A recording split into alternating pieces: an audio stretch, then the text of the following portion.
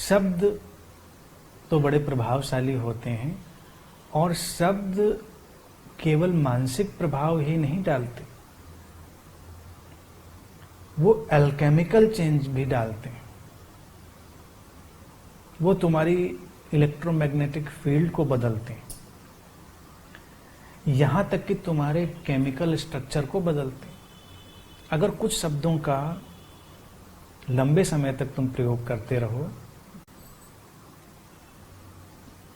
तो उनका एक इंप्रेशन क्रिएट होता है, तुम्हारे माइंड के ट्रैक पर एक खास किस्म की ऊर्जा निर्मित होती है और वो ऊर्जा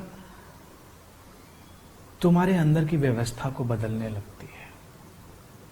इसीलिए शब्द कंडीशनड हो जाते हैं और समाजों को बदलते हैं, व्यक्तियों को बदलते हैं। आध्यात्मिक जगत में हमारी जिम्मेदारी होती है कि हम उन शब्दों को फिर से झाड़ें, पोंछें, उनको ऊर्जावान करें। तो ये प्रक्रिया जो हम लोग यहाँ पर कर रहे हैं वो करीब करीब वैसी है। शब्द बहुत सारे सुंदर हैं, सुंदर शब्दों को उनकी अपनी जगह पर पहुंचाना।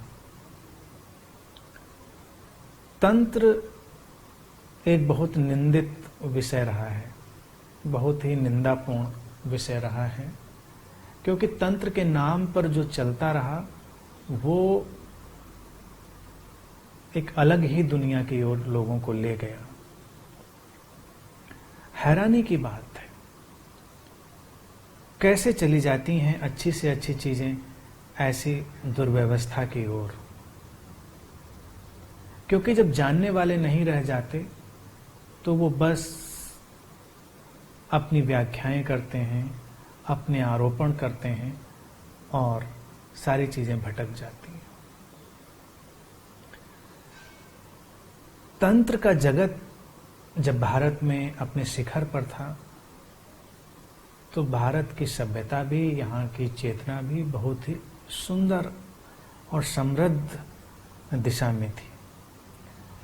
तंत्र का मैंने कहा कि सीधा अर्थ होता है सिस्टम, व्यवस्था, और जो व्यवस्थित है वो अव्यवस्थित या अराजक कैसे हो सकता है। और व्यवस्था का अभिप्राय अगर हम लें तो व्यवस्था का अर्थ तो मल्टी लेयर्ड है। व्यवस्था एक है ऊपरी, एक है आंतरिक, और व्यवस्था का उद्देश्य भी व्यवस्था में ही शामिल है।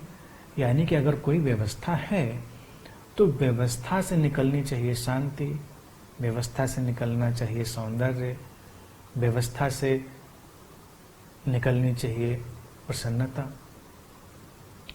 क्योंकि व्यवस्था आप क्यों बनाएंगे? अगर आप व्यवस्था दे रहे हैं तो व्यवस्था का कुछ उद्देश्य होगा, और व्यवस्था ही अपने आप में प्रसन्नता लाती है। जैसे इस कक्ष में हम लोग हों और सब कुछ तितर बितर अव्यवस्थित हो तो उसका इंप्रेशन भी हमारे ऊपर थोड़ा सा विचलित करने वाला होगा। लेकिन सब कुछ व्यवस्थित हो, हर चीज अपनी जगह पर है, लोग व्यवस्थित हैं, अच्छा लगेगा। कोई तुमसे बात करता है और बड़ी व्यवस्था पूर्ण ढंग से, बड़े तांत्रिक ढंग से, अगर हम शब्द उपयोग करें तांत्रिक ढंग से, ऐसा नहीं वो कुछ फटफटाक के मंत्र पढ़ते हुए। तांत्रिक ढंग बात करने का ये हुआ मोस्ट लविंग वे।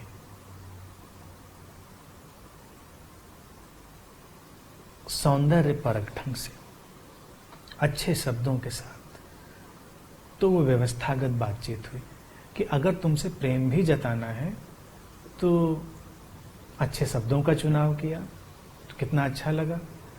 प्रेम जताया लेकिन शब्द खराब वाले चुन लिए, जताया तो प्रेम ही, तो खराब शब्द भी उसके फ्लेवर को कुछ अव्यवस्थित करेंगे।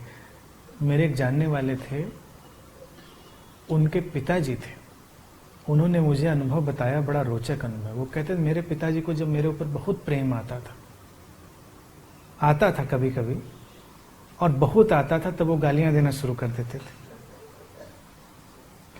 और जब वो गालियां देना शुरू करते थे तो कहते थे कि मैं जान जाता था कि इस समय बहुत मोहब्बत में इनसे कोई भी काम करवाया जा सकता है।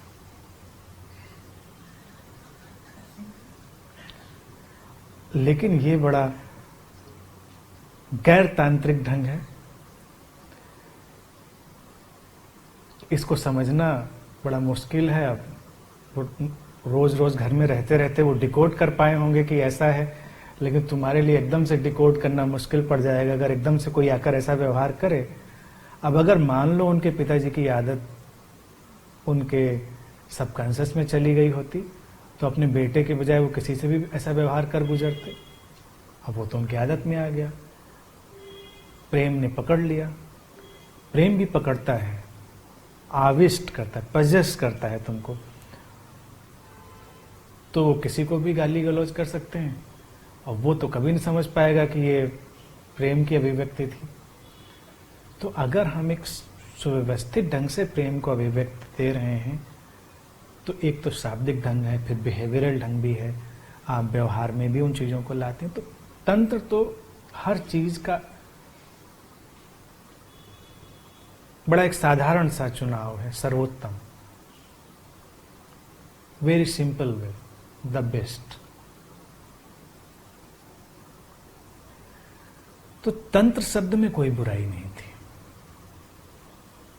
फिर आया भैरव। भैरव शब्द से भी लोगों को जो व्याख्याएं मिली उनसे लोग भटक गए। मैंने कहा भैरव का अगर सीधा अर्थ हम करें तो वो है ट्रांसेंडेंटल स्टेट, अमन की अवस्था, द स्टेट बियॉन्ड माइंड, भय रहित अवस्था अर्थात प्रेमपूर्ण अवस्था। अब काल भैरव जैसे शब्द उपयोग किया तो काल भैरव शब्द में अगर हम जाएं तो इसमें तो बड़ी प्रेम की ध्वनि है। ऐसे समय में प्रवेश जहां पर मन नहीं रह गया, या ऐसे समय में प्रवेश जो नितांत प्रेमपूर्ण है, तो इन शब्दों की धूल हटानी पड़ेगी।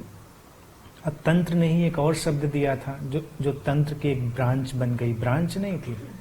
तंत्र ने कहा कि तंत्र का मार्ग अघोर भी होता है। अब अघोर नाम से जो कुछ चलता है वो कितना विद्रूप, विचित्र और वियर्ड। अघोर शब्द का सीधा अर्थ जो घोर नहीं है, विच इज वेरी सिंपल, जो बड़ा सरल है। जो सरल है वो अघोर है, जो बड़ा सरल व्यक्ति है वो अघोरी है, यानी हर बच्चा अघोरी है।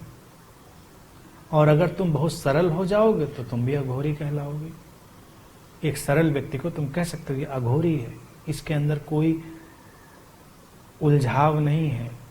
जो घोर एक प्रकृति होती है वो इसके अंदर नहीं है।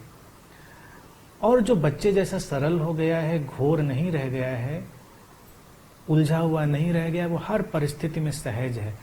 तो मास्टर्स ने, जैसे गोरख जैसे मास्टर्स ने, या गोरख के पहले भी जो मास्टर्स थे उन लोगों ने बस इसको एक्सप्लेन किया कि कोई भी परिस्थिति उसे विचलित नहीं करती, प्रभावित नहीं करती, वो हर परिस्थिति में शांत सहज बना रहता है।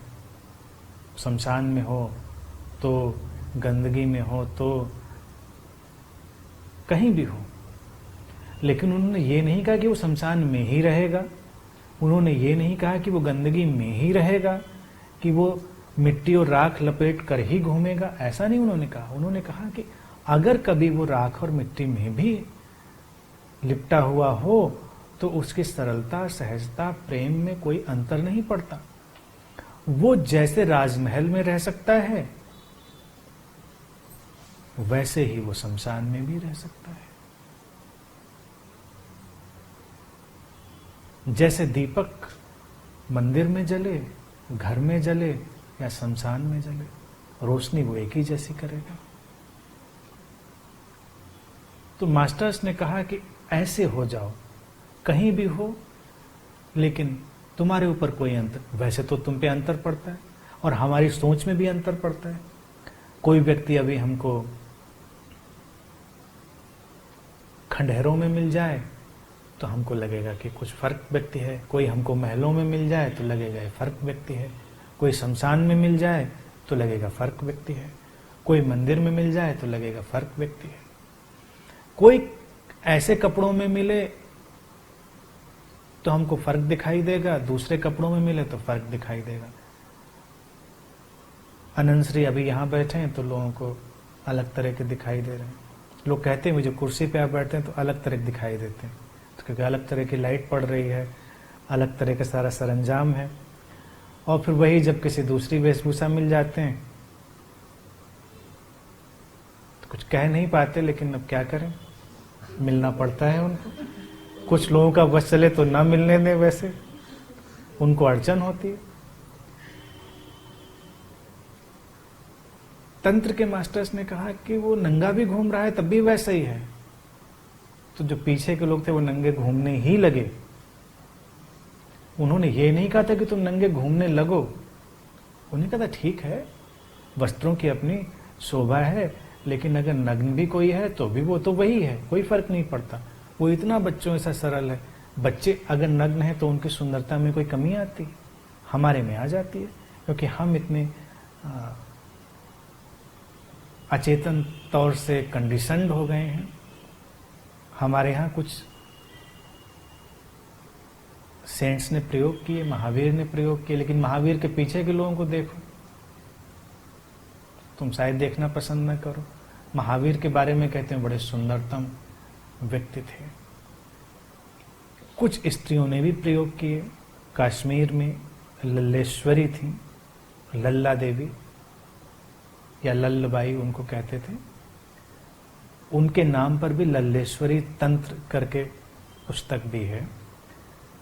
तो लल्ला भी निर्वस्त्र रहती थी, लेकिन वो कहती हैं इतनी ऊर्जावान, इतनी सुंदर। काश्मीरी महिलाएं सुंदर भी बहुत होती हैं, वो बेल्ट उसी तरह की है, लेकिन कभी उनकी नग्नता की चर्चा नहीं हुई।